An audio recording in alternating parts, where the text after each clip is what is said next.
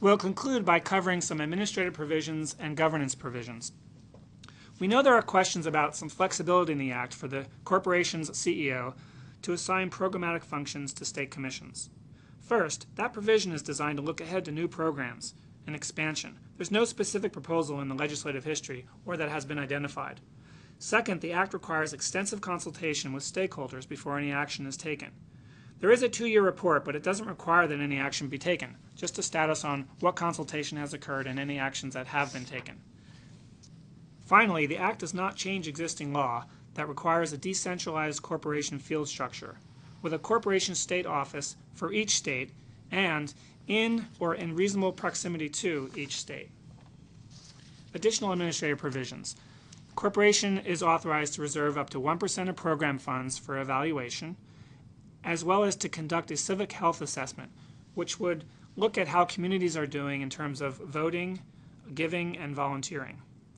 The Government Accountability Office would be charged with developing performance measures and assess our programs against those measures every 5 years. The Act would also authorize the corporation to conduct a study and pilot program to electronically verify AmeriCorps member eligibility. This would relieve grantees of the burden of maintaining birth certificates and other documentation of citizenship eligibility, and would be in line with how the Department of Education documents eligibility for student financial aid. Programs that serve children would be required to consult with parents in designing those programs. The Act goes further than recently concluded criminal history rulemaking by requiring an FBI fingerprint check for AmeriCorps members and other stipended participants and grantee staff who serve vulnerable populations. There's a 2-year phase-in for that change in the law, and there are also several exceptions, so you'll need to look carefully at those provisions. Additional administrative provisions.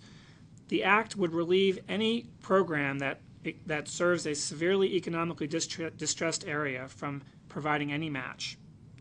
The Act would also include the involvement of volunteers as a corporation-wide selection criteria, while also recognizing that for some organizations that is not an appropriate criteria. For AmeriCorps and other national service positions, the corporation would be charged with promoting citizenship and civic engagement. And the Act also would codify a strategic advisor for Native American affairs. The corporation is currently involved in developing a consultative process with Indian tribes, and we look forward to rolling that out in the months ahead. Finally, under administrative provisions, there's a prohibition on providing assistance for the sole purpose of referring individuals to federally assisted programs. We've gotten some questions about that. If a program has any involvement with referring individuals to federal assistance programs, that is not necessarily disqualifying. It's only if that's the sole purpose of your program. And finally, there's authority under current law to make a non-competitive grant to the Points of Light Foundation. That would be eliminated under the Serve America Act. We would note, however, that the Points of Light Institute would be eligible for funding, just not on a non-competitive basis. And finally, within the governance structure for the corporation, the Act would establish uniform 5-year terms for Board of Directors, which will assist continuity, and enhances the Board's role in reviewing our annual budget and reviewing the CEO's performance.